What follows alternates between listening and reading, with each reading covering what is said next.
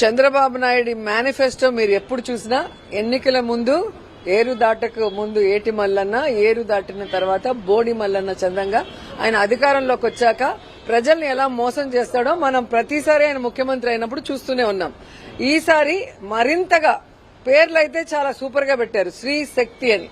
కానీ శ్రీని దగా చేసే విధంగా ఈరోజు చంద్రబాబు నాయుడు ముందుకు వెళ్తున్నాడు. హలో అండి, గుడ్ ఈవినింగ్. మా రోజే మళ్ళీ ఈరోజు రెండు ఛానల్ ముందుకు వచ్చేసింది. ఒకటి ఎన్టీవీ, రెండు సాక్షి టీవీ. ఇంకా వేరే ఛానల్స్ ఏమి రావు అక్క దగ్గరికి, ఇవి రెండే వస్తాయి అనమాట. ఏదో సామెత చెప్తుంది అక్క, ఏరు దాటక ముందు ఏటి మల్లన్న, ఏరు దాటిన తర్వాత బోడి మల్లన్న, అదే మా జగన్ అన్న. ఓమే అక్క, ఏంది ఇంత మాట అనేసిన జగన్ అన్న? ఎంత మాత్రం ఓడిపోయినా ఇలా మాట్లాడతాను నువ్వా? అన్న చూస్తే ఏమైపోవాలా? కుల్లి ఆడేస్తాడు మే నీ మాటలు చూసా. ఏదో మాట్లాడుతున్నావు, ఆడపిల్ల ఉంటే తెలిసేది కదా అని మాట్లాడుతున్నావా?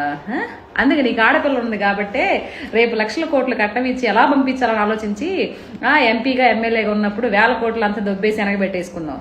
ఆడదాం ఆంధ్రాలో కొన్ని కోట్లు కుంభకోణం చేసావు. తిరుపతి టికెట్ దర్శనం కోసం కొన్ని కోట్లు వెనకాతలు పెట్టుకున్నావు. ఇప్పుడు ఫ్రీగా నవ్వుకుంటూ షోలు చేసుకుంటూ ఆ టీవీల్లో అక్కడ షోలు చేసుకుంటూ కనిపిస్తున్నావు. ప్రజాస్వామ్యం గురించి, ప్రజల గురించి నువ్వు మాట్లాడుతున్నావు. ఎలా ఉంది తెలుసా? దెయ్యాలు వేదాలు వల్లిస్తున్నట్టు ఉంది మే నువ్వు మాట్లాడేదా. ఇంకొకటేదో మాట్లాడుతున్నావు. ఇది పరిపాలన చేయడం చేత కాదు, తర్వాత ఇచ్చిన మాటలు నిలబెట్టుకోవడం చేత కాదు. సరే, మీ అన్న ముఖ్యమంత్రిగా ఉన్నప్పుడు మద్యపానం పూర్తిగా నిషేధించినాకే ఓట్లు అడుగుతానన్నాడు. ఏం చేశాడు? దాని గురించి మాట్లాడు. ఏదో అంటారు కదా, గురిగింజకి నలుపు తెలియదట, దాని కింద నలుపు తెలియదట. మీ అన్న కింద నలుపు, నీ కింద నలుపు తెలుసుకోకపోతే ఎట్లా? తెలుసుకోవాలి కదా. అలా తెలుసుకోకపోయారనుకో ఇట్లా పక్కన నా బోటలు గుర్తు చేయాల్సి వస్తుంది. కొంచెం తెలుసుకొని మాట్లాడితే బాగుంటది కదా. సిబిఎస్ రద్దు చేస్తారన్నాడు. అప్పుడు మీ అన్న కూడా మేనిఫెస్టోలో చాలా చెప్పాడు కదా, చేయలేదు కదా. దానికి ఏం సమాధానం చెప్తావా? అడిగితే దానికి ఎర్రిమొహం వేస్తావు. ఏదో నోరుంది కదా అని చెప్పి పిచ్చి పిచ్చిగా మాట్లాడితే ఎట్లా? కూటమి ప్రభుత్వము ఎంతో నిక్కచ్చిగా చెప్పిన పనులన్నీ చేసుకుంటూ రాష్ట్రాన్ని అప్పుల పాలు కానివ్వకుండా కాపాడుకుంటూ ఎంతో మంచిగా కంపెనీస్ అన్ని తీసుకొని వస్తూ ప్రజల్ని మంచి పథకాల ద్వారా ముందుకు తీసుకెళ్తూ ఉంటే నువ్వు ఈరోజు బురద జల్లే ప్రయత్నం చేస్తున్నావు. ఎంతవరకు సబబీది చెప్పు? నీకు మనస్సాక్షి ఉందా అసలు? సాక్షి ఉంది, మనస్సాక్షి లేదు నీకు. ప్రాసలు నీకేనా వచ్చేదా? నాకు కూడా బాగా వచ్చు, నేను కూడా బాగా మాట్లాడతా. తెగ ఇష్టానుసారంగా మాట్లాడబాక. కూటమి ప్రభుత్వం గురించి మాట్లాడే అర్హత నీకు లేదు. పోయి షోలు చేసుకోపోయి. ఇంకెందుకు? నువ్వు ఎమ్మెల్యేగా ఎంపీగా ఉన్నప్పుడే ఆ జబర్దస్త్ షోలో ఈ కేకులో పక్కపక్కలు పొట్టి డ్రెస్సులు వేసుకొని వీళ్ళతో పాటు డాన్సులు చేసిన దాన్ని నువ్వు ప్రజాస్వామ్యం గురించి, ప్రజల గురించి మాట్లాడుతుంటే దెయ్యాలు వేదాలు వాళ్ళు ఇచ్చినట్టు అనిపిస్తుంది అక్క నాకు. నువ్వు ఎంత దిగజారిపోయావంటే ఇంకా వేరే లెవెల్ అనమాట. పరాకాష్ట ఏదో అంటారు కదా, ఆ లెవెల్కి వెళ్ళిపోయావు. కర్మ ఎప్పటికి వదిలిపెట్టదు. అది మరీ అంత విర్రవేగబాకు. సరేగానే ఏడుకోబోతున్నట్టుండే. ఎవరన్నా ఏమన్నా పిలిచారా? అంటే వ్రతానికో లేకపోతే పెళ్లికో పేరెంట్కి పిలిచినట్టున్నారు కదా, బాగా రెడీ అయిపోతున్నట్టున్నావే.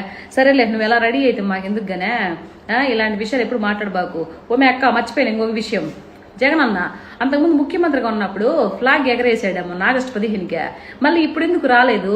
అంతకుముందు ఆగస్టు 15కి ఎగరేసా, ఇప్పుడు ఎందుకు రాలేదు? ఏమైపోయాడబ్బా? అంటే పదవిలో ఉన్నప్పుడు దేశభక్తులు గుర్తొస్తాయా? పదవిలో లేకపోతే ఏం గుర్తురావా? ఏంటో మే అక్క, ఇలాంటి మాటలు మాట్లాడుతుంటే చాలా కమ్మగా ఉంటది మే నాక. సరేలే, ఇంకెప్పుడు ఇలా నోరు అదుపు తప్పి మాట్లాడబాక. మాట్లాడితే ఏమైందో తెలిసినా?